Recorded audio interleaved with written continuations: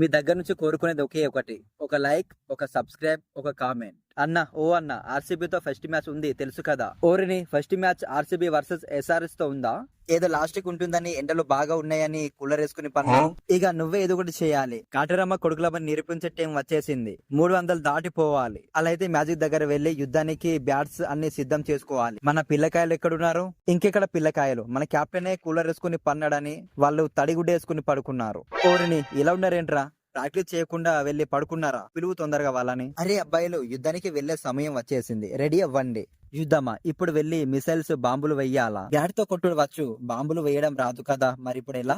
ఇదే మరి, వెనకటికి బాగా లోతుగా ఆలోచించంటే బావి లోపల దిగి ఆలోచించారంట. అలా ఉంది మీ పరిస్థితి. ఆర్సీబీతో బ్యాట్ తో యుద్ధం ఉంది. అక్కడ విరాట్ కోహ్లీ, కృణాల్ పాండ్యా ఉన్నారు. వాళ్ళని ఆపితే ఇంకా మనమే గెలుస్తాం. దానికి నా దగ్గర ఒక మంచి ప్లాన్ ఉంది, రండి వెళ్దాం. అందరూ కళ్ళు మూసుకోండి. అమ్మ బాబు, ఈ ప్లేస్ ఏంటి ఇంత విచిత్రంగా ఉంది? కొంపతీసి ఇక్కడ దయ్యాలు ఉండవు కదా? ఈ గుహ ఏంటి? ఈ ప్లాన్ ఏంటి? కొంపతీసి ఆర్సీబీకి అమ్ముడిపోయి మమ్మల్ని బలి కోసం తీసుకుని రాలేదు కదా? ఇంకా నైట్ కి తెచ్చుకున్న బిర్యానీ అలానే ఉంది. గ్యాస్ లేదని దేశం అంతా బాధపడుతుంటే నీకు బిర్యానీ కావాలా?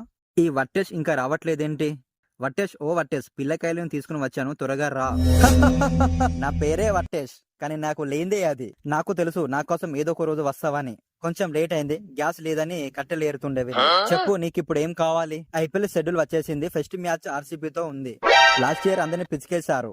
కోహ్లీ ఇంకా కృణాల్ పాండ్యా వేసిన బాల్లు ఆపాలి. దానికి మాకు నువ్వే దారి చూపించాలి. నేను కూడా ఆర్సీబీ గురించి విన్నాను. గ్యాప్ ఇస్తే మింగేస్తారు కదా. దీనికి ఒకటే దారి ఉంది. మంత్రించిన బాల్ బ్యాట్ ఆన్లైన్ లో పంపిస్తాను. అవి పట్టి ఆడితే గెలుపు మీదే. అల్లం బెల్లం ఆర్సీబీని పండబెడతాం. కోహ్లీని చూస్తే మా బ్యాట్ మరింత జోరుగా ఉండాలి. మేము ఓడిపోవద్దు, కోహ్లీ బ్యాట్ పనికి రావద్దు.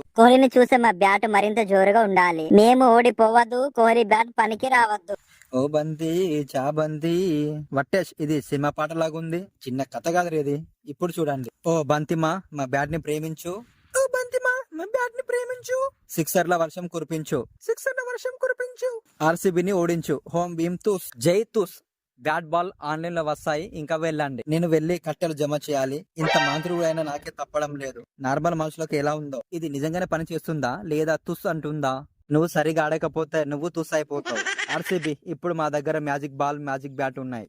ఇక మీకు ధైర్యం ఉంటే ఆపండి, చూద్దాం. 300 దాటి కొడతాం. ఇంకా మీ మ్యాజిక్ బాల్ ఏది మా దగ్గర పని చేయదు. నేను బ్యాట్ పట్టుకుని నిలబడితే ఏ మ్యాజిక్ అయినా పగిలిపోవాలి.